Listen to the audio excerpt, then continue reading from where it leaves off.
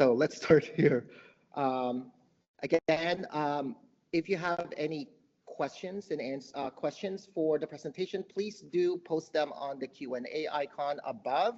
Welcome for people who are online and also for the students who are present with us. Again, this is the professional practice class entitled Planning the Direction of Your Career. Um, I'm going to start this presentation with a message. This message has been sent from the unceded indigenous lands of Toronto. As an immigrant Filipino to this land, I would like to acknowledge and remind everyone that this land I am on, which I stand in solidarity to support indigenous community, who bears the histories and culture we benefit from today. This land is the traditional territories of many nations, including the Mississaugas of the Credit, the Anishinaabe, the Chippewa, the Haudenosaunee, and the Wendat people, and is also home for many diverse First Nation, Inuit, Métis people. We must continue to inform ourselves on these past narratives that have been colonially erased and continue the practice of awareness and acknowledgement, not just in empty words, but as a sense of self-reflection and how we all play a part in this narrative. So welcome again. Today we will also have our guest speaker, Neda Omidvar and Nicholas Das. So this talk will cover future-proofing student skills for success for the imminent future of AI and developing awareness about students' key valued skills as currency that AI can never replace. Understanding your skills not only as values, but as currencies that you offer. We can start. I want to begin this intro about a question, ask ourselves what success is. This could be a very convoluted question or a question that is constantly evolving and changing. I saw this post, which I thought was quite interesting, that says creativity is the only cure in a culture that wants you numb. So at times it made me kind of focus about ideologies of success, because everyone do have different ideologies of what success is. Is it money, right? Is that what success is? Is it a career from your skills? Is that what success is? Is it personal growth? I love this quote here. The entire point of life is to be so wildly passionate that people can't decide if you're crazy or a genius. Again, this idea that sometimes it is personal growth, sometimes it could be monetary, but all of these things that we try to kind of unravel to kind of figure out our idea of what success can be. Is it following your passion? This is an image of Neda's company called the Evil Llama and Friends. Is it giving back to the community? Or is it building a community? So, or finding a purpose, right? But at the same time, is it all of this, right? And as we kind of go through our careers and our experiences, we almost kind of create a check mark through all of these ideas as well. I also want to start asking the questions, what if, throughout this focus. No matter what adversity you may face, it's all about visualizing one's own path and strategic plans that directs you to your passion, obsession, interest, and skills. So finding a way to link you in a specific job or career. But then again, what is the job? What is the career, right? Half of the time, we have to, how do we recreate or maneuver ourselves? So we are fulfilling a certain kind of needs that we have. Again, linking to those questions, what if? But what if that market don't exist or limited in accessibility? And I think most of the times, everyone will face this, right? There's this kind of demystification that, maybe there's, how do I enter a specific market? Does my niche, does the skills that I have fit those markets? Do I need to create or do I need to search, right, for those communities? Um, Thirdly, your path can benefit on being open to have option one, option two, and option three in your ideal career goals. Ask yourself if all the options you lay for yourself still satisfy your creative needs and skills. Um, Feed the mind so you can feed the soul. Fourthly, again, linking to what if, having the knowledge that you can possess more than one skill. So always evolving, always updating. That is also critical to your own growth and your own success as well. Um, all diverse work experiences that accumulate only helps you through your own growth and process on building increment skills. And we will cover more about increment skills later on through our guest speakers. So I'm going to start with 8 key points of success. Like, I guess these are my personal 8 key points, and I'm sure most of you can create your own key points. It could be 5, could be 6. It's much easier to kind of track your success rates or what worked and what didn't work as well. So what I'm sharing here is through my own lived experience, my own trial and error, shall we say. I just posted this 2 images because it always linked towards what my brother has also told me. The image on the left is during the premiere in LA of The Flash with my mother and my brother Francis Manipul, who is a comic book artist. He did Flash and drawn and created the design. So he got an invitation and was credited for the film's design in it. On the image on the right, we were interviewed the It List with Rachel Cruz talking about how we still stick to our creative outlet, but in 2 different directions. My brother went to DC Comics. I went to more the academic realm of contemporary art making. Also bear in mind that, we came in a family that doesn't have much and, couldn't really afford to have everyone have an education. So this also is a good example about resiliencies and knowing and understanding those key point of steps of success. Because my brother only finished high school, but yet he found success, right? It doesn't matter where you start from. Success is there if you're consistent, if you're diligent.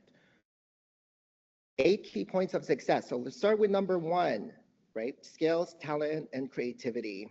This is an amazing little graph that I found, how sometimes the work you see is not necessarily, it's only the tip of the entire work and process that one creates. 2, discipline and consistency. Again, these are the personal lists that I started to kind of create for myself. So again, others might have different key points in their own list. Number 3, passion and excitement. Number 4, initiative and persistence. Number 5, dependability and diligence. Number 6, gaining confidence, public speaking, and social skills. Number 7, connection. I think this is the main thing that my brother told me, is that no matter where you start from, cherish those connections. You know how in real estate, it's all about location. In the creative field, it is that bridging point, that connection, and always, I cannot stress enough, it's really connecting to the right people, to the people, and that constancy of, putting yourself out there, getting to know people. Someone might know someone. A lot of my breaks came from merely talking to someone who is connected to another person. So it's a very kind of a social way of action as well.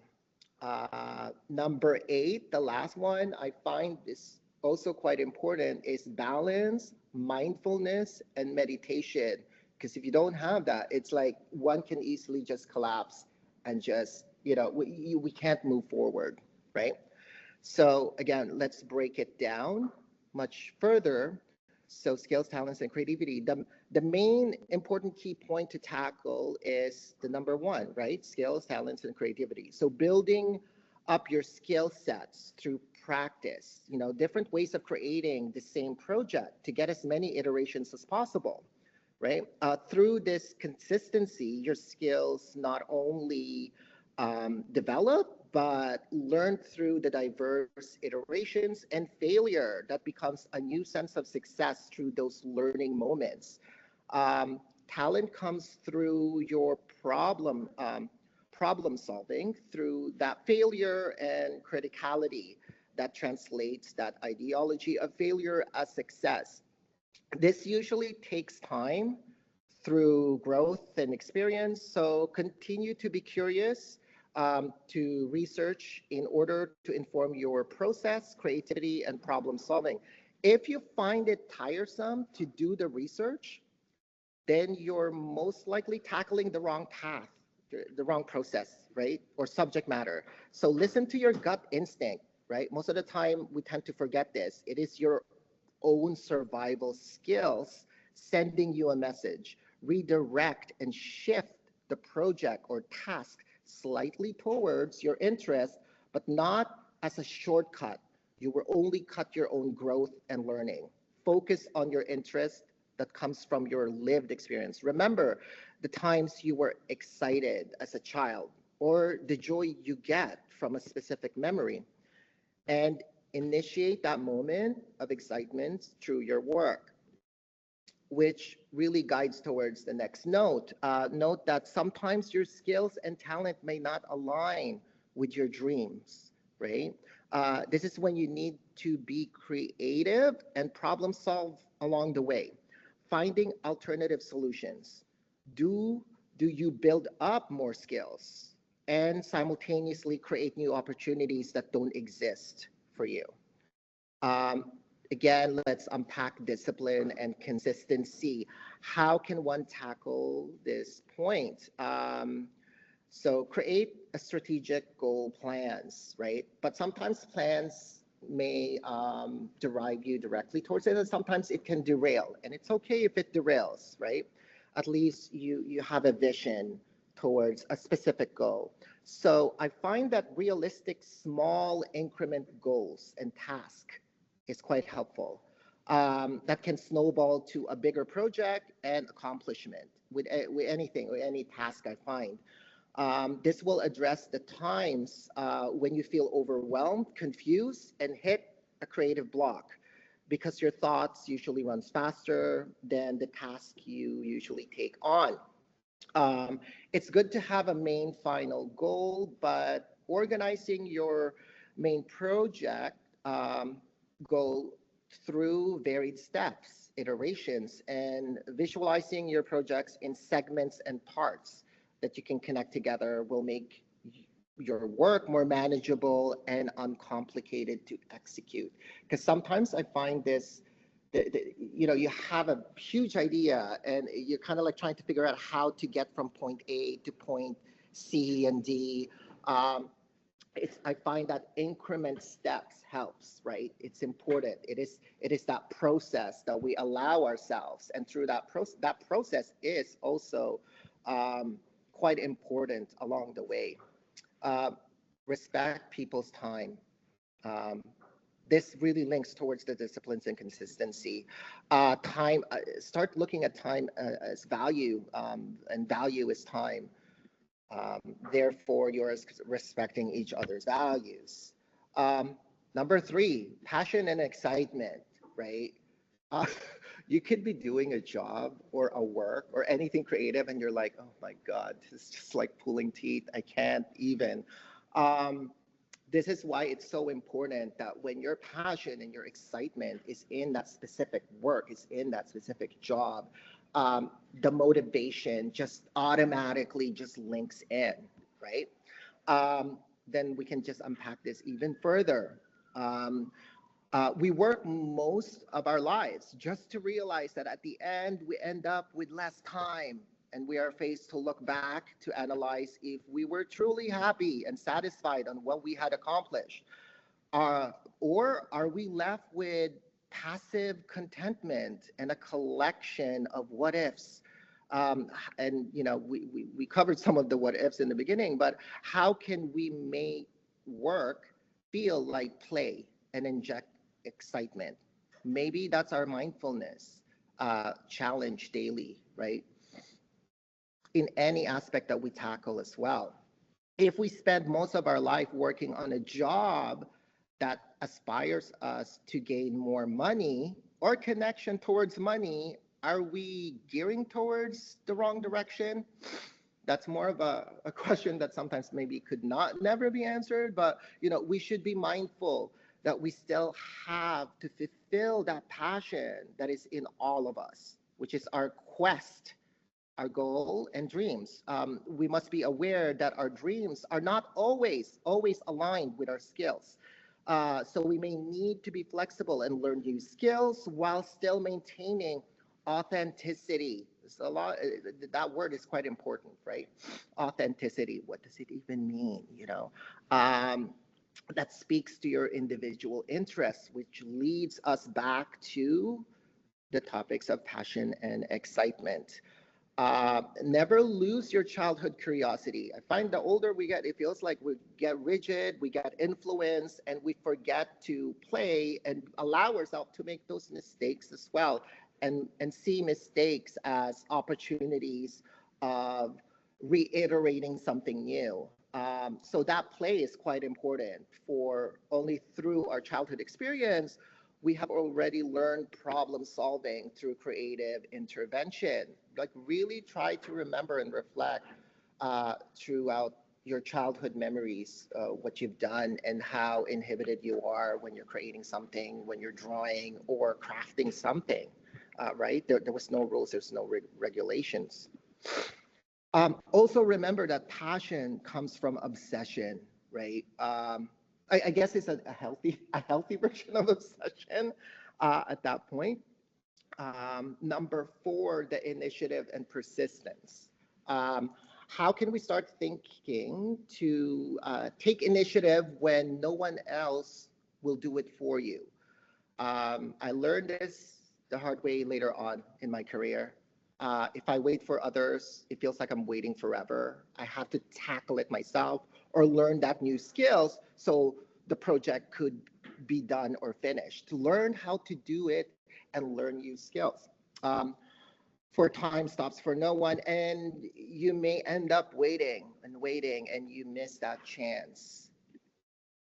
This brings us back to the initiative and persistence. In return, respect and cherish your time as value. This concept is harder to understand in your early career. It will be an important playing key factor in your future success once you had established yourself and learned a few more skill building experience along the way through problem solving, adversities, and hurdles. Versatility and a nomadic way of creating is another way to evolve and continue to be relevant in an ever-changing creative world. Create a path for yourself, be strategic to research your goals, do your own self-initiated research and new updated skills, and doing the way along the way to gain momentum and stay relevant. You always hear artists or musicians saying, they're reinventing themselves to keep up to the momentum and going. So it's that idea of, we're not, as creators, we're not only creating in that moment of time, space, we are constantly learning and possibly could reinvent ourselves. It's quite important, and this is coming from someone who used to be a hair and makeup artist. That then, I went in interior design. Now I'm in arts. So again, it's like, how do I reinvent myself? So whatever skills I have, it's giving me the best chances in every step that I take with me. Remember, again, times keeps on moving. You are the creator that initiates tasks rather than waiting and procrastinating. Get to the roots of your procrastination and ask yourself why you had lost interest. This can be rooted to just lack of interest because you had already grown out of the idea, and the same work you had been doing for a while. So allow yourself to evolve and change and discover new interests. Never stop learning. You can still learn till the end of your life. An artist at heart can never retire. We're always creating. Our mind is always kind of re-questioning stuff. This can also be rooted in more complex ways as trauma, depression, which I will address in the next step. Number 5, dependability and the diligence. So I think it's hard to kind of talk about this without mentioning ideologies of deadlines, and the purpose of it, to prepare you in any creative jobs, art show, installation dates, press release deadlines. Even if you're in film, photography, animation, all projects have deadlines. And the more team each projects have, the more you will be accountable to the success or setback of the team. This will definitely affect your reliability in those positions, reputation, chances in being recommended, future success. Meeting deadlines address your organization skills and problem solving skills. Deadline initiates you to make finalized, creative, informed, confident decisions rather than uncertainty and doubt, which incubates learned helplessness that won't help your success. So deadlines does evoke responsibility, accountability, dependability. This is why we show you the importance of deadlines. Yes, there are accommodations in university environments, but remember that some accommodation does not usually reflect the real creative job market. If one don't meet the deadlines expectation, that can destroy your career even before it starts. Companies won't have a problem to get another replacement. Then back to number 5, dependability and diligence. Dependability and diligence in the end. One can train themselves to gain skills and dependability through acts of organization, drive, passion, as we addressed from the last questions we tackled. Diligence, doing all you can to kind of like go against the rules. I found this photograph kind of like interesting when I took it. I saw someone driving a mini car on the sidewalk, and I was like, what? This person is just really totally creating their own rules here. So dependability and diligence, in the end, one can train themselves, but also get to the root of your lateness, delays, and lack of drive. This is a very, very important key. And sometimes this might take time along the way. Trauma and depression, right? Create a mental mindfulness, peace of mind, and balance. That could be through therapy, meditation, mental rest, social supports, healthy diet. Yes, I myself had tried every single one of those to kind of still survive along the way and get motivated, and try not to get so stuck into that dark cloud. And it goes back to the lack of focus, right? When we're tired and stressed, we may decline in focus. Ask yourself how often you have mindfulness meditation, proper rest, or allocated time to even just recharge along the way. Personal issues of life in life, right? Again, getting the proper support from therapy and even support groups, through friends, families, or chosen families are quite important. One example, okay, bipolar, borderline personality, post-traumatic stress, depression are just a few examples I myself tackle in my daily life, right? You don't usually see it out there. I have learned to kind of, put it at the side, get the specific thing focused on in a specific job. But again, these are the stuff that have helped me along the way, throughout the difficult times as well. So learning to find ways, the example that had provided, that I had provided, from like mindfulness, meditation, proper rest, recharging, or mainly basically logging off during the weekend, medications, diets, and most importantly, have a support network of people. I think this was the most crucial part that I realized, because that idea of the isolation was could get really dark, and it's so hard just to get motivated. um, that support system of people is important, but also know that occasionally it's okay to feel various of emotions, right? Sometimes we have to let it out, and we need that support. How do we listen to those emotions and tackle it through art therapy and mindful making? And this is when I realized that any kind of creative outlet that I'm doing, I'm also kind of feeding in towards specific ideologies of past trauma. You know, how do I link that? How do I resolve that? When I tackle issues that are difficult and try to find answers that maybe I'm never going to find answers to, but it's okay. It's the process of art making, right? And then you start to find your clan, your kinship, people who really empathize, and people, your community that ends up to be the main thing that will support your success, which goes straight to gaining confidence, public speaking, and social skills in any creative outlets, right? As we unravel any issues, we may face situation that stops us from moving forward and focus to our visualized goals. We automatically address the next point, which is gaining confidence, public speaking, and social skills. I do have a difficulty at the beginning about this one, which is I think it's so important to address. One examples as well, through my own lived experience. Yes, I was a shy and introverted, you might not know it now.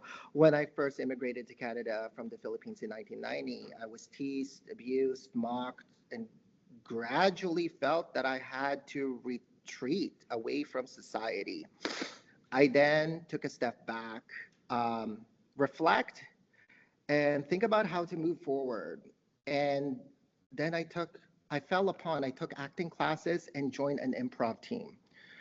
Through this experience, I had learned to come out of my shell and took chances, able to confidently make mistakes and problem solve on the spot.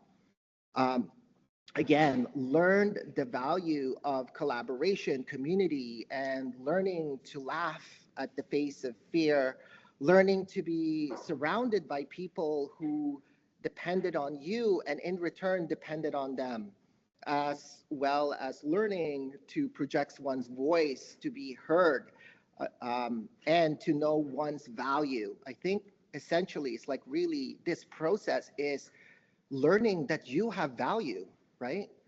You know, like when people say, "Oh my God, you're full of yourself," I'm like, well, no, we need that. We need that to survive. We need that just to kind of get that confidence going, right? Any support group can also become a starting point of self-confidence and self-value, as I experienced growing up, attending, queer youth support groups. Every learning moment, even through it, may not seem to be connected to art, becomes new skills to add towards your future success. As a practicing artist, also someone working in any creative fields of art department, remember that you will always be working and collaborating with other creative people in the business, and you may need to resolve on conversation in a collaborative group meetings, when brainstorming ideas in the visual art world. That can also take form of artist residence, artist collective, group shows, in animation, film, and digital art department. That may take the form of a group meeting, brainstorming sessions, screenings, panel reviews, for any creative fields that can take the form of artists, creators, talk, media interviews, publications, and press release. You will also need to be able to have the confidence to pitch your ideas in any art departments, curators, galleries, funders, patrons, and creative directors, and having a bit of that social skills will help you along the way to the next point. This is, I find, the most difficult hurdle, right? And I think once this portion of the adversity you go through it, it does get easier along the way. Number seven, connection, connection, connection. Um, again, as I mentioned, in real estate, it's about location, location, location. In the creative field, it's about connection. Remember, besides applying to artist calls, residencies, creative job position, that at least almost 50% of your success or breaks. This is through my own experience and also from my brother's experience, that, you know, at least 50% of your success breaks and projects are gained through word of mouth and connections, making a great impression to anywhere you are working. Will gain more recommendation and help from others. And, you know, be kind to others, as you never know, the person you are talking to can be your future collaborative project partner. Never assume, never underestimate when working with curators, creative directors, collaborators. I guess leaving the diva attitude, right? At the side with, and then, you know, just having empathy goes a long way. And this is so critical because there, I remember there's other artists that are so amazing but was, you know, couldn't find a break. It's because, you know, people are having a hard time to work with them, right? So I think it's a critical thing, and maybe there's a lot of things to unpack, you know, mentally through trauma. But, you know, again, if that's also resolved and unpacked before the steps, it gets easier along the way, as well. Know your circle community, right? Understand that you need to be connecting with others who are aligned with you, who are also doing similar research and topics as you. This can become your support and creative circles that will champion you through your success. Remember that this relationship are not reciprocal, and that both of you are benefiting from each other. It's not just a one-way relationship as well. Being in the right place at the right time is never a planned solution, right? Most people say that. It's like, oh, I was in the right place at the right time, I got that gig. But so it is best to do your diligent research and ask yourself, are you in the right city or country for your creative field of interest? Stop thinking only about the city or country you are in. Always think globally to find the perfect fit where you can grow as a creative artist. Everyone has their perfect fit. One just needs to expand their chances globally. Remember, all of you have your audience and community. Your goal is situating yourself into those spaces. If you're not doing any projects lately, be resilient and keep active in your creative community, right? Initiate those chances and mobilize your own pop-up shows or screening if there is no platform for you. Just be strategic. As when I created it, for example, um, you know, if your topic revolves around queer theory or the two-spirit LGBTQIA plus communities, online it during Pride.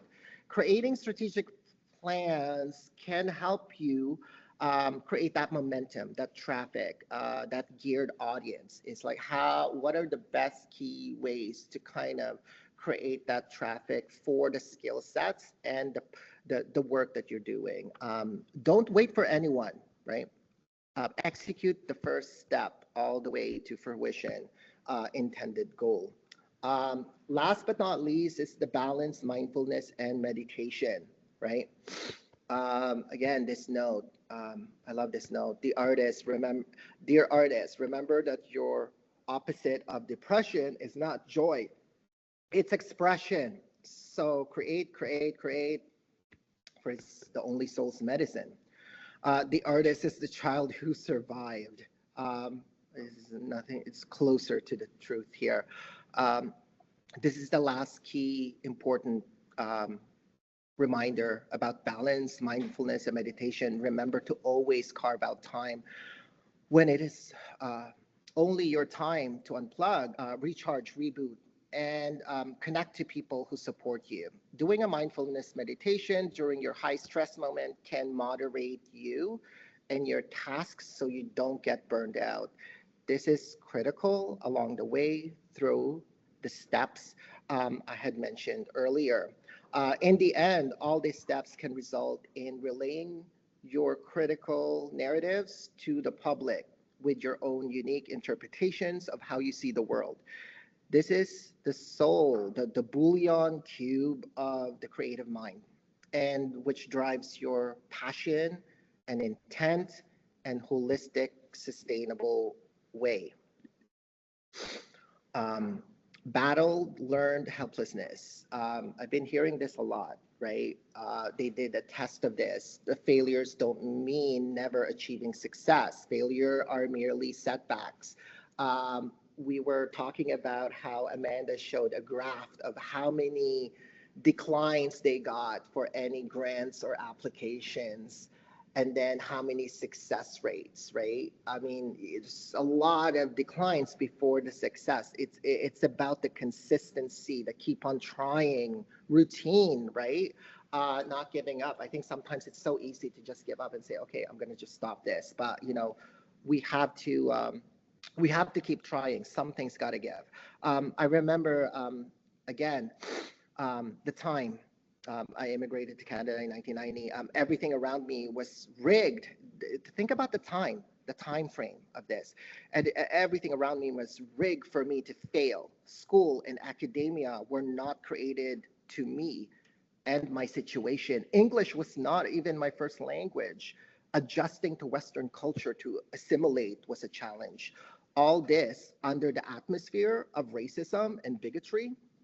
Should I had accepted my failure and setbacks and had stayed working at a factory or any uninspiring task just to survive, I would not be speaking here today. But I knew earlier on that the structure was not created with equity in mind. Tokenism, but not equity. I soon got sick of the setbacks and I realized maybe it's not me failing. It's the structure that allowed me to fail. That's when I realized to start connecting to communities who spoke my language, or communities who understood my queer identity, communities that had taught me to be resilient and remain diligent, consistency, never giving up, combining that with positive thinking and thoughts during meditations and mindfulness. I do believe that our thoughts in our minds have the power to reflect back to us from the universe. This is just I was looking at this. Take a look at the Silva method meditation. Quite helpful, quite helpful. Something had to give, and it did. So persistence, consistency, being stubborn to never give up to the setbacks and redirect that failure to a direction where your passion, talent, and skills align to the right path, usually the right communities, right? And I think sometimes we try to redirect it to like, okay, this gallery, that format, that job. If you just put that at the side, literally you're connecting yourself to communities within that creative fields that would support you, that would support your goal and support your growth, right? So I just want to leave you with these important keywords on your journey. The 4 C's, right? Curiosity, care, compassion, community. It's a very thinking about all of those 8 steps holistically throughout your career. And maybe you'll discover it much more later on, but maybe you have your own list. You have your own criteria. But, I just presented this 8 steps that had worked for me from my journey through the creative field. Thank you. So let me just stop sharing, and next guest speaker, our speaker number one, will be Neda. Let me just introduce Neda. Neda Omidvar, owner and founder of Evil Llama and Friends, a witty and quirky stationery and gift goods company based in Toronto, Canada.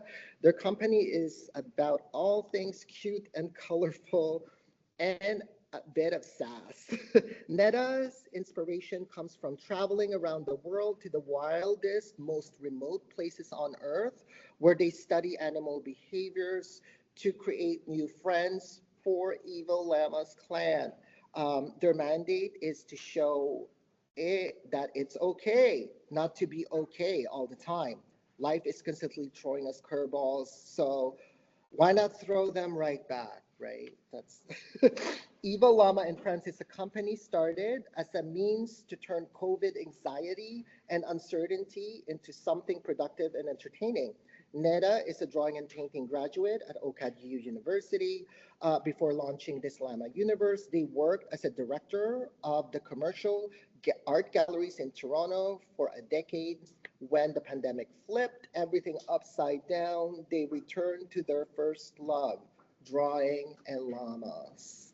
Their goal is to pass the same joy along through everyday items like greeting cards, stickers, tote bags, and enamel pins, things that makes you laugh, smile, or roll your eyes, ideally like all the three.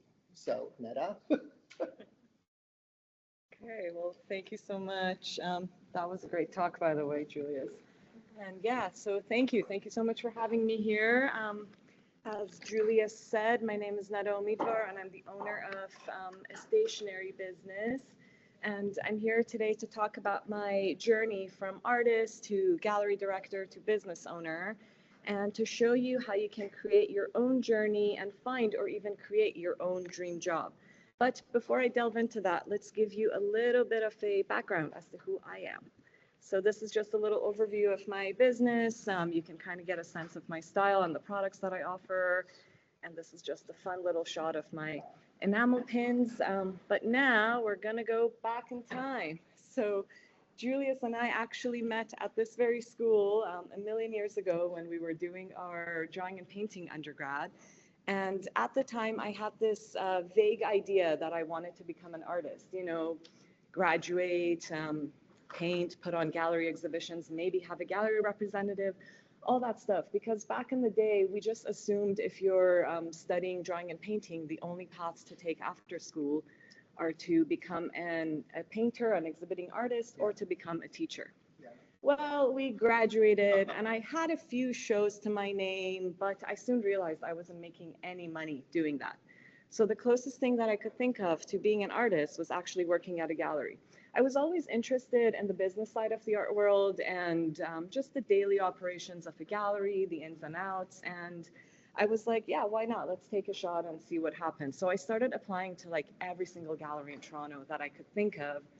And the rejection started pouring in. It was just like one rejection after another. Oh, thank you. And no one was hiring me because I had no experience. But how was I get experience if I couldn't get my foot in the door? Eventually, one gallery named Barbara Edwards Contemporary said yes, but it was an intern position, a non-paid position. And I thought to myself, you know what, heck it, nothing is happening. I'll accept the job. I was actually excited to start working at this gallery because Barbara represented some of my favorite artists, including Eric Fischel, who that's one of the shows that you can see over there. The other artists that I loved were Betty Goodwin, Jessica Stockholder, William Kentridge, just to name a few.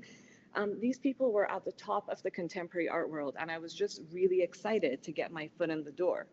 And here I am. This was actually my first gallery opening that I did. Here I am introducing one of the artists. Those shoes were in fashion back in the day, don't judge. Yes, exactly. This is another artist that I mentioned, William Kentridge, a really well-known South African artist. And, you know, of course, I had to take on part-time jobs to feed myself and pay the rent, but I was really excited about this gallery job. I was very passionate. And it was actually my passion and work ethic that got me promoted to assistant curator to curator. Here I am doing a curatorial talk on a Betty Goodwin exhibition that I put together, to gallery director. So that was a job with a full-time job with a salary and health benefits and all that jazz. And that was it. That was the moment that I had been dreaming for. It was really my dream job come true, and life was great. So another 7 years went by. So here I am now. It's been about 10 years that I'm working at the gallery. And I thought, well, this is it. I'm probably going to be working here until the day I die. I mean, I'm exaggerating, but you get the point. You know, I wasn't as like content as and excited as I was at those first few years when I got the job, but I was good. I was content. It was comfortable territory. I had become very good at my job at that point. I could do it with my eyes closed in my sleep. I had really become an expert at what I had to do. And I never really saw myself taking any other path in life until, boom, 2020. That was the year that changed everything. That was fun. Yeah, exactly. And yeah, that's it. I don't want to bring back the PTSD of the time, but we were all going through it, right? All of a sudden, we're stuck in lockdown with nothing to do. And I gotta say, it was kind of fun at first. It was the beginning of all of our Zoom parties. Here's a Zoom party. Here's another one. This is actually us doing Zoom karaoke, ironically singing about isolation. This is Julius's birthday party. And as you might have guessed, Julius was the host of a lot of these Zoom parties. And at that time, I was so tired of having a full-time job with these never-ending responsibilities that it was just kind of nice having all this time to myself all of a sudden. But after a couple of months, I felt like I was starting to go crazy. I really needed structure to my day. So I went back to my true love of drawing, and I just started doodling. I also had this idea that I wanted to learn how to do silkscreen and make t-shirts, because why not? We're stuck in lockdown. What else is there to do? So bless the internet. I don't know, maybe sometimes, not all the time. But I went on YouTube and Reddit and learned all that I could about silkscreening, bought all the stuff, and set up this really basic silk screening studio at home. And I took these drawings that I used to have. So I always loved drawing these like silly cartoon animals, things that weren't really seen as fine art back when I was at OCAD. But here I was, no one was telling me what to do or what not to do. So I was like, you know what, I'm gonna tell you that's kitsch art. Yeah, exactly. And I turned that into my business. Yeah. But yeah, so I was like, I'm just going to take these drawings and turn them into t-shirts because it's a fun thing to do. And before I knew it, a bunch of my friends actually wanted t-shirts. So I started making shirts for them as well. And so this is one of the, it's a process photo, but it's a series of shirts that one of my friends actually commissioned me to do for his daughter's 50th-year birthday party. So that was a fun little COVID project to have. And here you can see my disaster of a home office studio. So I actually sort of took over the dining room, and this is the dining table that I turned into my studio.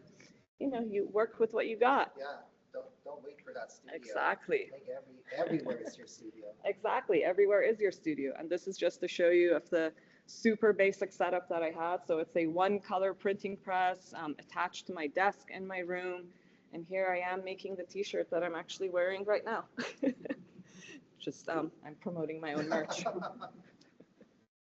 And yeah, and there you go. It's just starting to add more t-shirts to the collection. And while I was doing this, one of my friends was like, well, you should sell these on Etsy. And I thought, yeah, why not? I have all these shirts now. Why don't I do something about it? So I had to come up with a name because my Etsy store needed a name. And I started brainstorming, and I came up with Evil Llama. And if you're wondering why llama, let's see if you can get a hint here. So here I am with the baby llama, me and llama, me feeding a llama. Again, the obsession that I'm talking about. There you go. Right? There you go. Me walking a llama, me kind of looking like a llama. Yeah, I love llamas. They are my favorite animal. And evil was just a way to, because I was like, how do I make it funny? And then I came up with Evil Llama. And they're cute animals, but they're actually evil. So I feel like the name is very fitting. So I photographed all my products, opened the Etsy store, announced it to my friends and family. I put it on Facebook because, yes, I'm old. I use Facebook. And to my total surprise, strangers started ordering these shirts. But what I could do with silkscreen was very limited because of my basic setup at home. And even though I enjoyed the process, my true passion wasn't really in printmaking or in clothing. It was drawing. So that got me thinking, what can I make that is easily accessible to people, has a low price point, but is in high demand and is easy to ship? And that got me thinking. I was like, oh, greeting cards, because that is essentially just drawing on a piece of paper. Yeah, and it wasn't, yeah, my passion was never fashion or printing, it was drawing.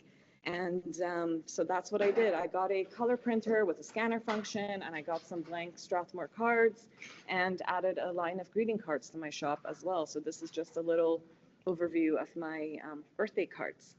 And now the same friend who told me to open an Etsy shop was telling me that I needed a website. So then there was like more research and brainstorming, and I'm from a different generation. I'm not tech savvy at all, as I even needed help setting this up. So yeah, the visceralness. Yeah, exactly. Like this was just not my realm. I just want pen and paper, my watercolor set. I don't want to be bogged up in all the digital stuff. And now I'm starting to sound like Grandpa Simpson and like yelling at the cloud. But I soon realized that I had to get on with the days, and having a website was necessary because it allowed me to have full control over my brand, and it was just a way to be taken more seriously. So I started looking up domain names, and evillllama.com was actually taken. It's a graphic design company. Wow. So that got me thinking again. I was like, well, now what? And that's when I had my eureka moment. I was like, Evil Llama and Friends, because I don't just draw llamas. I have all these other characters as well. And the llama may be evil, but she actually has friends. And that's how this universe was born. So let's just give you a little overview of all the products that I offer now. But yeah, so I delved into skills that I had and thought about what needs I could fulfill for people. I didn't start with wanting to create a stationery business or a greeting card business. I just had this idea that I wanted to draw, and I had to think about how to make it work in a non-traditional way, meaning other than just being a traditional painter. And when I first started doing all this, my plan was to still go back to the gallery. This was just a hobby that I was doing at the time, something to fill my time when we were stuck in lockdown, with fun and creativity, because I really had to take my mind off the anxiety and the uncertainty of the time. It was a dark time, and I thought we all needed some fun and humor, and this was my way of trying to help just a tiny bit. But the more I stuck with it, the more I realized how much I loved it. I had created something that was entirely my own vision, my own art, my own creative directing. And all of a sudden I thought to myself, I don't want to go back to the gallery anymore. This is my passion now, and I want to pursue it. And listen, my time at the gallery was great. It really was. There were some bad times, as there is with any kind of a job or a relationship, but the great times really overpowered the bad times. But after 10 years of working there, I really thought that I had climbed every ladder in that position that I could. I just didn't really think there was any more room for growth because I had been promoted to gallery director. There was really no more higher position. And staying there meant working for my boss forever. I mean, yes, I was the director, but she was the owner. So it would ultimately always be her vision, her project, not mine. Yeah, so 2 years ago is when I decided that I was going to quit and pursue my own business full time. And this was not an easy decision to make, and it didn't happen overnight. I spent over a year looking at different business grants and loans. I wrote a business plan. I did a cash flow projection where I actually had to estimate the amount of money that I was going to need, what I would be spending, what I would be making. And I found community and mentors to guide me in developing my own business. And only when I had a plan and a solid idea of how I wanted to move forward is when I decided to quit the gallery job. And it was a hard conversation to have, especially because over the years, Barbara and I have become very close friends, but she was very supportive and understanding. And I don't see this as a failure or a waste of time at all. I simply see it as me just closing one chapter of my life and opening a new one. Yeah, and I learned so much during my time at the gallery, and I've been able to bring so many of these skills into my own business. And I don't even think I would have been where I am today had I not been through that path initially. I learned so much about how to run a business, how to manage clients and vendors, how to do fairs and build booths. And a lot of those skills were directly transferable to my own current business. In life, we have to be flexible and able to adapt at what situation we're put in. And just because you choose one path in life, it doesn't necessarily mean that it has to be the path that you choose for the rest of your life. You should be able to take control of your path and decide where to go, when to pivot, when to pause or even stop, because sometimes stopping is necessary. It's important to try and recognize your own limits and pause as needed, because as Julius mentioned earlier, burnout is real and you want to try and avoid it as much as possible. Yeah. And it will happen. It does happen. And you just need to resurface again. And Yeah, like, okay, exactly. what's next? That's when you do the Silva method. Yeah. Right? Yeah. You go and you meditate and you come back. So here we are 2 years later, and where I've been running my business full time. You can see my current studio is not that much different from my COVID days. It's still the dining room table that I work out of, maybe just a little bit more art supplies other than like t-shirt and silk screening supplies. But I've learned so much throughout the years, and there's been failures and rejections, of course, but also so much growth and support along the way. Did I ever in a million years think I was going to one day have my own stationery business? Absolutely not. But do I love it? 100%. What I'm trying to tell you is don't be stuck on one idea, one path forever. Now is the best time for you guys to explore and dabble into different things and to change your mind. If you pick one thing and for whatever reason it doesn't work out, go find something else. Don't let the failure defeat you, as Julius was talking about that too, right? So don't let the failure defeat you. Instead, learn from it. There's a lesson learned from every mistake. How not to do something is just as important as how to do something. Be fluid and flexible in your plans, but also don't be half-hearted about something as well. Exploring and pivoting is absolutely fine, but if you pursue something, be really passionate about it. Give it your all and then decide if it's not what you wanted. Only then start looking for something else. It's important to recognize your own strengths and weaknesses. What are you really good at? What are you passionate about? What skills do you have and what can you do with them? And how can you monetize those skills? Because we live in a consumer society and money is important. You need to be able to feed yourself at the end of the day. Yeah, exactly. It is unfortunate, but it's the reality. So yeah, think about what you can offer others with your skills and what needs you can fulfill. And I think Nick's gonna talk about that more in depth in a bit. But yeah, so in just a few short years, I've gone from selling t-shirts on Etsy to being stocked in over 30 stores across North America. I've exhibited at multiple retail and wholesale shows in Canada and the States before all the Trump tariff stuff.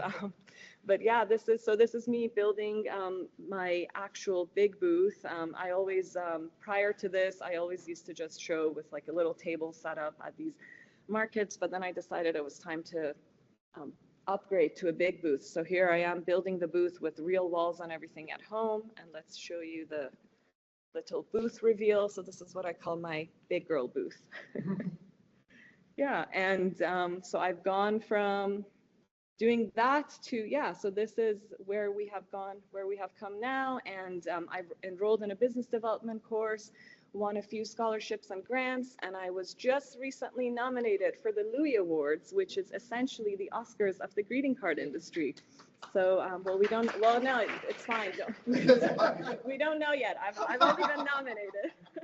let's not jump forward. But hey, do wish me luck. I appreciate the applause. And yeah, here I am sharing my experience with you all today. And am I scared of failure? Absolutely, like really every single day. But my passion for the job is what gets me going every day as well. Having your own business is a really scary thing, and I work now more than I ever did, even back when I was running a gallery, and I don't pay myself nearly as much, but it's so worth it. And dreams and goals can change, and I went from having a dream job when I was the gallery director to having a dream job now where I get to draw as a crucial part of my job, be my own boss, and set my own schedule. And as Julius mentioned earlier, anywhere can be your studio. Nowadays, I've learned to embrace the technology and be like, oh, I can work remotely from anywhere. So my 2 cents to you is, don't be afraid to put yourself out there. Be vulnerable and be ready to take calculated risks. What I mean by calculated risk is making informed decision backed by thorough research, strategic planning, and weighing the pros and cons of something against each other. The go big or go home mentality applies to a lot of circumstances, sure, but not everything. Sometimes taking a micro risk is much better than a big, bold decision where you don't know the outcome. I believe in slow, steady growth.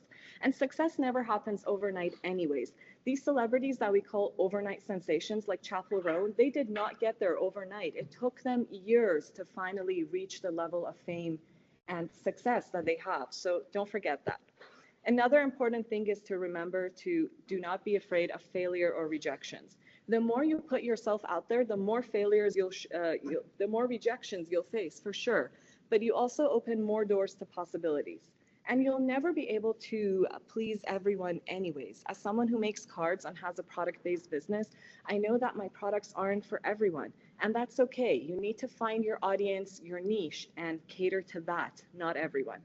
Listen, I did 2 wholesale shows with 0 sales. It was my biggest nightmare, and it actually came true. Did I cry?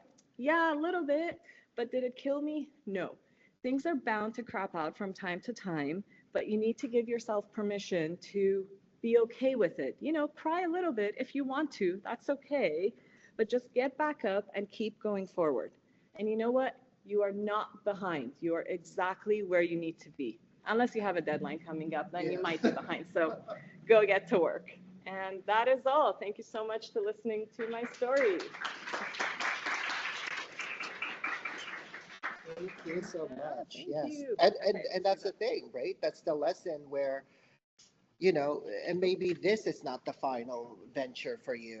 You know, maybe it might evolve again and again. You know, I mean, we're all still young, right? So our next guest is Nicholas Das, and his talk is Building a Career After Your BFA, How to Be Relevant in an AI World. Our second guest speakers, critical topics will cover how to navigate the new AI future landscape for creatives, artists without compromising their valued skills. They will cover future proofing student skills for success for the imminent future of AI and how one can make AI work for them rather than the other way around. How to avoid having AI replace your creative job skills.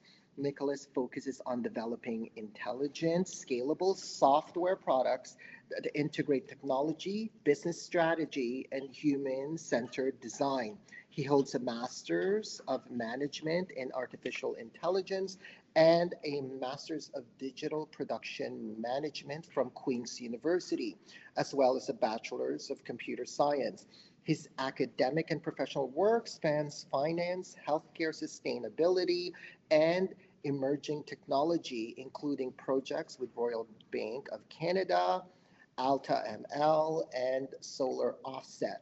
Outside of his professional work, he is deeply interested in creativity, personal growth, and how people build meaningful careers in fast-changing economics. He is passionate about helping students and early career professionals identify their unique currency, the skills, representatives, and value they bring to the world and turn it into sustainable, future, fulfilling work. Nick. Right. Okie dokie. Okay, thank you very much, Julius. So yes, I'm Nicholas, and thank you all for being here. And once again, thanks, Julius, for inviting me today to give this talk. So As Julius alluded to, I come from a tech background, but I'm not here to convince anyone to turn into software developers, engineers, that sort of thing. I am here because I understand that a lot of you are going to be either graduating soon or on your way to that final phase of your end of your studies. And there are two realities that are going to be faced by you. So one is a very practical reality, which is, simply life. You've got maybe rent and just expenses that are coming up, your first job, that sort of thing. The second is more structural, and that has to do with how the current workplace is changing with respect to the adoption of artificial intelligence. So expectations, what you're expected to do, what you're expected to produce, that's all changing. And that also affects how you compete in the workplace, or when you compete for getting a job, and putting yourself out there in retrospect. So let me just go ahead with the second one. I say, okay, that does not work. Give me a second here. Okay. Also, I apologize in advance. My slides do not have a lot of images. It's mostly text, so bear with me with that. So why this talk exists. So I know that in school, you're primarily rewarded for exploration, originality, expression, and that's great. However, in the working world, it does work a little bit different. It runs on a different system. So it primarily runs on usefulness, timing, and trust. There are a lot of creative artists that struggle not because they lack talent, but because no one has really explained or made the connection between what they do, as well as the money, opportunity, and stability. So today I'm hoping that I can provide you with sort of a mental model that you can use as you maybe start your first job, or maybe it could be sort of a pursuit that you end up in terms of your professional pathway, and that you can also take as you move forward in the years after. Okay. Now, this particular slide might sound harsh, but it is meant to be grounding and not discouraging. I have met incredible artists who are constantly stressed and are not quite clear on what their path is, but I've also met artists who are extremely happy with what they're doing. They have sort of clarity, mental clarity with where they'd like to go down the road. Now, the difference is rarely talent. It's really regarding whether other people clearly understand what you're useful for. And really, that's it. Once you understand that, your career becomes something that you can design and not something that randomly just happens to you. Now, just to get some calibration in this room, I just like to get an idea. So if everyone could put your hands up if you fall into any of these categories, just to get an idea of whether you're about to graduate, maybe perhaps you're nervous about, money, or maybe you have no idea what your first job will be. But just to get an idea from this room, if you'd be so kind to let me know out of everyone here. Okay, so we have one person. Is there anyone else? The first question: who is excited to graduate? Okay, some of you, all right. But I didn't want to focus on specific people. I just wanted like a general idea, not to call anyone out. But just, I guess where I'm going with this is essentially what this means is that you're honest, and I think this will really help as we go into the slides after. And most people do feel this way, so it's not something new. It's just not said out loud. And I think you'll see this also a little bit in the self-reflection slide that I have later on as well. So a little bit about my path. Now, it's nothing special, but it was a little bit messy. So as Julius mentioned, I did my undergrad in computer science.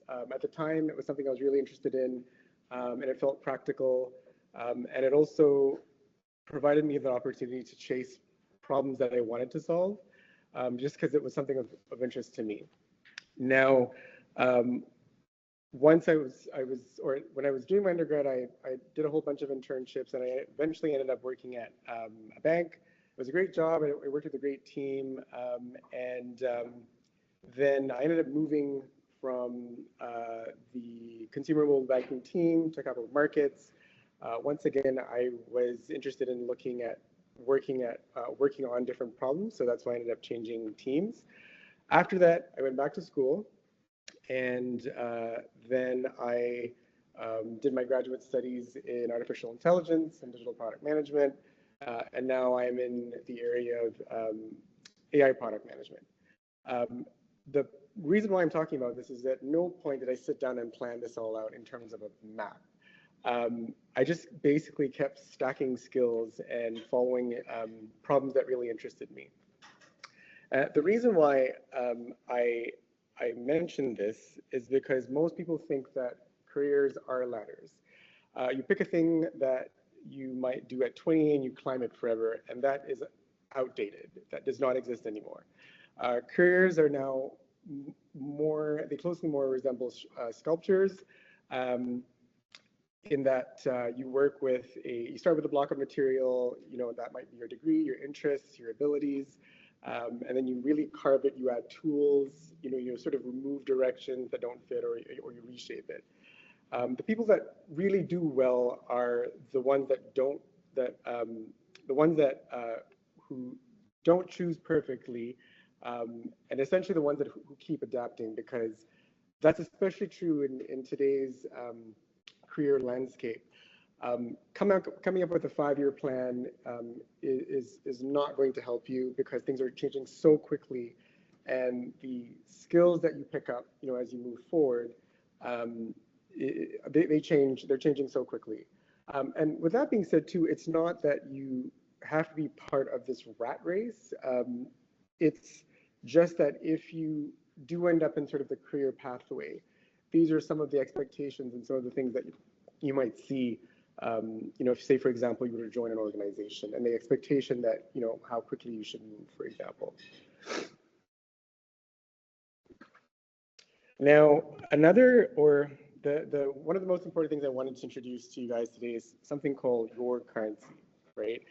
And this really does change everything, and this is something that you will take as you move throughout your career, or even in your own professional individual pursuits. Now, your currency is simply this: why someone should choose you over any other option. It is certainly not your transcript. It is certainly not the list of software tools that you use, and it's certainly not the Instagram followers that you have. When someone hires you, when they commission you, collaborate with you, fund you, what they're essentially doing is they're making a bet. And they're betting that you will solve a specific problem for them better than any of the other options out there. And that bet is your currency, which is essentially what you bring to the table. Now, when it comes to currency, typically it consists of 5 things. And just to sort of break it down a little bit more, craft is really about how well you actually execute. Perspective is what you notice that others don't. Problem fit has to do with whose problem you're solving. Trust is whether people can actually rely on you. And distribution has to do with if anyone even knows you exist. Now, many artists focus only on craft, and that's necessary. However, it's not sufficient. You can be brilliant and invisible at the same time. So it's something that I highly recommend you take away from this particular presentation as you move forward, particularly this given time of how the career landscape is changing, and sort of how you work with sort of your own workflows as you move forward. Now, I'm just going to pause a little bit here, and this slide is very intentional, and this is specifically a slide that's meant for you guys. So the headings are you, and these are your actual programs. So we have experimental animation, life studies, sculpture and installation, drawing and painting. Julius, I think I've covered most of it. Now, what's underneath each of these is not what you must do, but what your skills can translate to in the real world in terms of where you might end up or where you might consider possibilities. Exactly. And and there are so many out there, but this is just to sort of give you an idea of how you can sort of transfer your skills in these other areas. So, for example, if you are in experimental animation, you're not just limited to films or galleries. You are certainly someone who understands, motion, timing, narrative, and visual explanation, and that's really good for startups, product teams, education platforms, science communication. If you're in life studies, you are the intersection of art and science. And that really puts you in a great category because there are a lot of research labs, medical visualization, environmental organizations, museums, data storytelling. And these are fields that people really need who can take complexity and make them really understandable. If you are in sculpture and installation, you understand space, materials, physical experience, how bodies move through environments. And that's great for exhibition design, architecture firms, experiential marketing, public art, interactive brand spaces. And with respect to drawing and painting, you're building visual language, composition, mood, identity, and that really translates into illustration, branding, concept art, publishing, games, and product design. And the reason why I talk about this is that your skills are really meant to travel with you, and you're not sort of just boxed in for the rest of your life. These are the skills that you build in your program are really, skills that you can take really anywhere. It's just a matter of eventually finding who you will be serving, and that's something that I cover in the next bunch of slides. I think this is so important to remember that, to know that it's not a one direction path, right? If you do that, you hit a roadblock, then what? You have to be open that there are different ways you can approach this simultaneously. Exactly, yeah. Now, I have a slide called Hard Truth. I say if nobody needs what you do, it's a hobby. If someone needs it, it becomes a career. Artists survive by serving. This slide is blunt, but I do want you to hear the tone underneath it. It really is about survival. Organizations, they don't owe us anything. They don't owe us income. They certainly don't owe us attention. However, they do reward you when you are useful in distinctive ways. And that doesn't mean that you sell out. It really is about choosing work or choosing where your work lands. And I think that's really important as you sort of progress in your career. And it's something that you remind yourself because sometimes, and this has happened to me as well, you sort of stick in a particular position because you feel stuck and you don't want to go anywhere else. When you do have a job, it's a pretty important thing because if you say to yourself, well, I don't like it anymore, where am I going to go? It can be a very lonely feeling, right? So it's something that the last sentence or the thing that I mentioned about choosing where your work lands is extremely important because you don't want to be stuck in an organization or an environment where you regret or you end up becoming unhappy, which just sort of adds to your dissatisfaction in the work that you produce. Now, there is no single path. There is a myth that there's always this correct path, but that does not exist. It's really about what you want to do, right? Typically, most people do blend them, and I call it kind of career mixing. But I've sort of come up with sort of 3 different areas, and I'll start with the first one, which is the independent creator path. And this is something that Neda has so kindly gone through with Evil Llama and Friends, so thank you very much for that. It can be really nice and a lot of fun, but it also means that you are your own, your own marketing department, your accounting department, sales, customer support, sometimes engineering. And if you choose this, you're not just an artist anymore. You are all these things together. So you're essentially running a small company or a business. Now, some people love that, and some people don't. but neither is wrong. And, like I said, this is something that could be extremely fulfilling, which is what Neda has really gone through. And there's a lot of personal connection to that. So some of you might find that actually interesting. The next is what I call applied creative. Now, this is where your creativity lives inside an organization, right? So you trade some of your autonomy for stability, mentorship, and resources.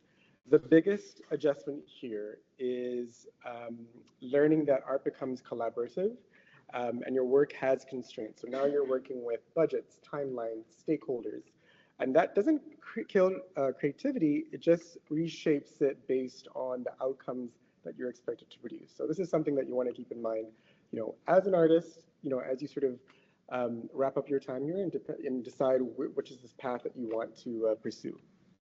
The third and last is what I call hybrid, and this is a mix. So this is really where you're not dependent on one income stream.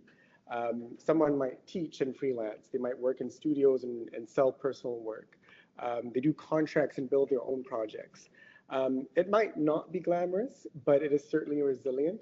And really, this is what even non-artists do. So if you, say, for example, are let's just say you're a engineer, or a software developer, you might even do this, you might sort of fall into the hybrid sort of category as well, where you have your full-time job and you have sort of side projects on the side projects. That's right, not on the side, that was a duplicate.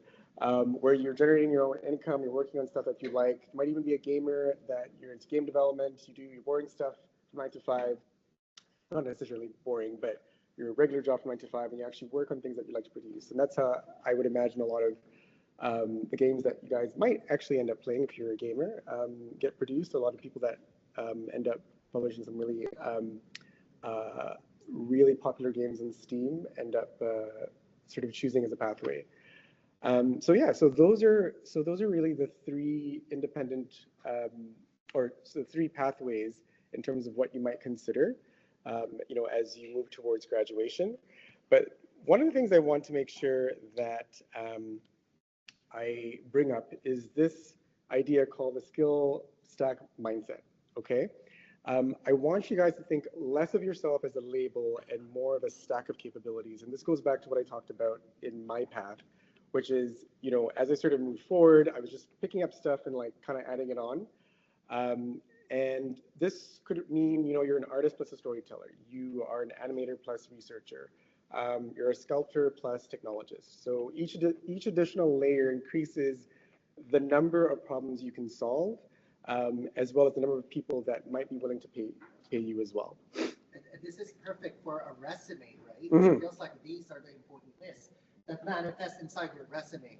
Yeah. Sorry. Absolutely, no, for sure. No, that's essentially what. If you are in fact applying for careers at organizations, a lot of recruiters will want to see that, because especially in today's day and age, one is not going to cut it. You're going to need a multitude of skills to really to sort of stand out amongst the crowd, because you are going to be competing with a lot of people. So now, this group activity we'll do at the very end, but I wanted to give you guys an opportunity to take away, to sort of translate theory into practice. I didn't want you guys leaving here with just concepts. And essentially here, when we get to the group activity later on, which is at the very end, we like to, the whole point of this is to design what it's like to design value for yourselves. Here, the questions that I have under the middle column is essentially a career cheat code that you can essentially take, from the time you start your first job to whatever it is that you do down the road. And this is how you essentially almost sort of do self-reflection, but you continuously do this, and this is how you sort of customize the skill set stack that you'll be adding to each of you guys, and sort of individually in that sense. But yes, so we will come back to this at the very end. For the folks who are online, you can certainly do this in your own time. But like I said, we'll come back to this at the end of the presentation. So ideally, if we had done the group activity, I was going to do a self-reflection, but I want to talk about the self-reflection. So once you go through this exercise of designing value for yourself, the point here is to really notice something important. And it's the idea here is that, and I'll repeat this when we do the group activity, is that none of these ideas really require you to become someone else. You don't need to be louder, you don't need to be more corporate, you don't need to be more technical, all right? You already have that leverage. It just needs direction, right? And I think that is something that's really important, is to get direction and clarity, especially when you're about to graduate, especially when you're about to start, whether it's your career or even if you have sort of individual pursuits based on those three different pathways you end up choosing. Now, when it comes to practical survival rules, so this is based on both my experience as well as the experiences of people that I've worked with very closely over the course of my career. And, you know, there are a lot of talented people, and I'm sure that there are a lot of talented people in this room. However, there are also a lot of people who are, or we are short on people who are not able to, for example, reply to emails, meet deadlines, and communicate clearly. And this is something that Julius had talked about earlier in his presentation, about some of the skills that you do need to have. And the reason why I talk about this is because reliability is quietly one of the most valuable skills you can have and develop. If you cannot show that you're reliable, whether it is in the workplace or in your individual pursuits, if you become an independent creator or hybrid or whatever it is, then you do not meet the trust component of currency, which is people trust you to solve their problems. If they cannot rely on you or depend on you, you have lost a very big part of that currency, and that's extremely important. If you take this as part of your own individual lives and you talk about trust, that is sort of part of the basic foundational aspect of your interactions with others, right? If people can't trust you, they don't typically turn to you. And in the career world, or even in your, if you choose to decide to go into an independent career path, that's extremely important, because if your employer can't trust you or your customers can't trust me, you are not going to move forward in either of those pathways. Okay, so I have this one slide on AI and automation, and the reason why I have one slide is because it's not about learning all the different models, LLMs and whatnot. I can literally go on about that. The focus that I'm hoping you guys will take away is about mindset. Learning, and using these AI tools is not hard. It's very easy. When you get into the workforce, you're expected to use these tools day in, day out. And the reason why is because you're measured on productivity. And that's part of your I want to call it basically your mid and end of year review, which is quite different from sort of a school setting, because I understand that there's a lot of limits on using, sort of AI tools, and that's understandable. It's a different environment, but in the workforce, you are expected to do that because you have to produce as much work that you would not have done if you didn't have access to these tools. And the idea here is that you have to become now 10x.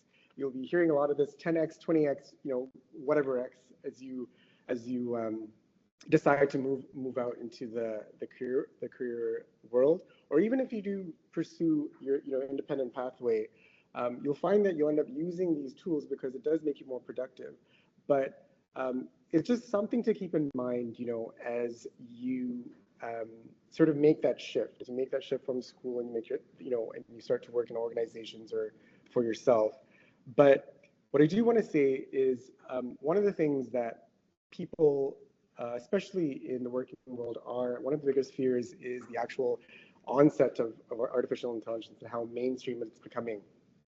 And the reason why is because they're essentially afraid of losing their positions, right? Because a lot of these tools are developing, they're basically developing at a really rapid pace, so much so that some jobs are actually going out of pace. But the real reason why they're going out of pace is it's not so much the job itself, and I think I allude to this in my next couple of slides.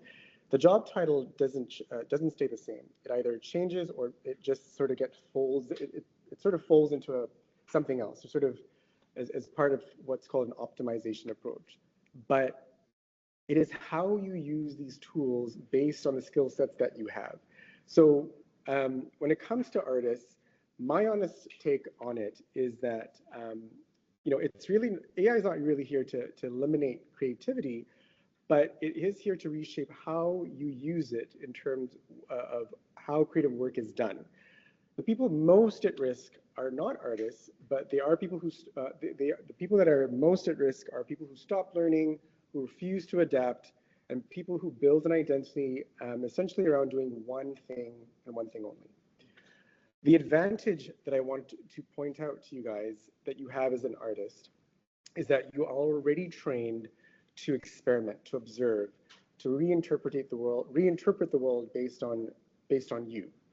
And if you keep that mindset, you'll certainly stay relevant. And those are some really important skills and traits that artists have that typically, and I can tell you this, that technical people don't.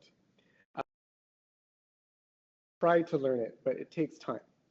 From a technical perspective, you can do a lot of the engineering, and in fact, for technical people, I'd say that they're probably more at risk of artificial intelligence than artists, because there's fluidity about artistry that AI is not able to do right now.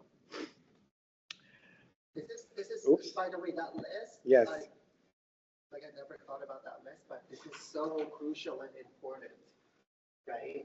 I would even keep this note to keep reminding ourselves. And just a quick note about the first point, unclear thinkers, and to be more specific, that has to do with the group activity with respect to the questions that you guys will go through, but essentially it's continuously asking those questions over and over again as you move throughout the years to ensure that you stay relevant and useful to the people that you are serving.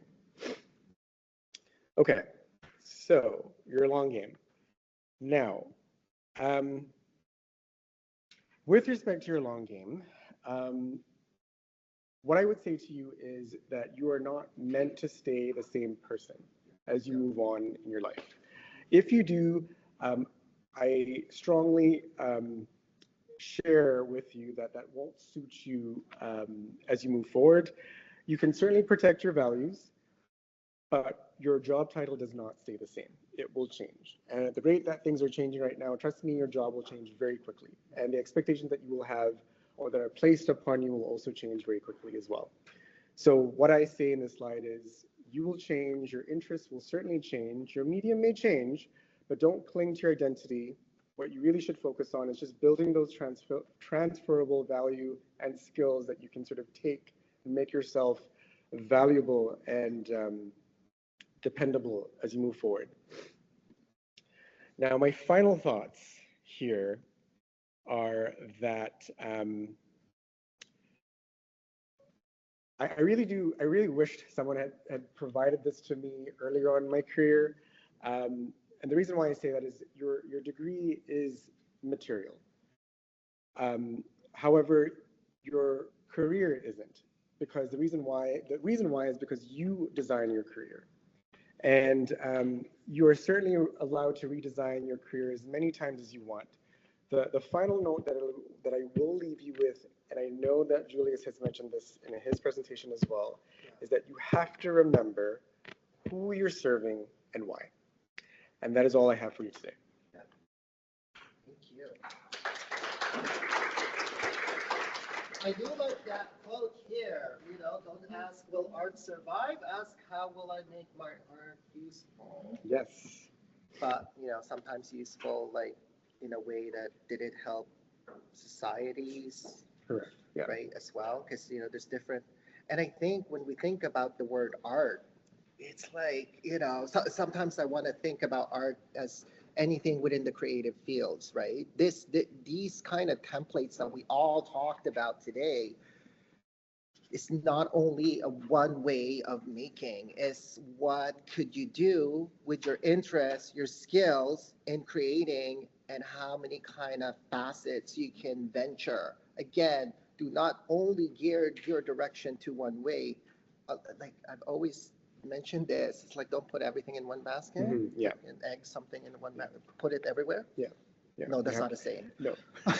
You diversify, but No, but I guess right now I'm gonna just stop recording. But before we answer a few questions from online or also here.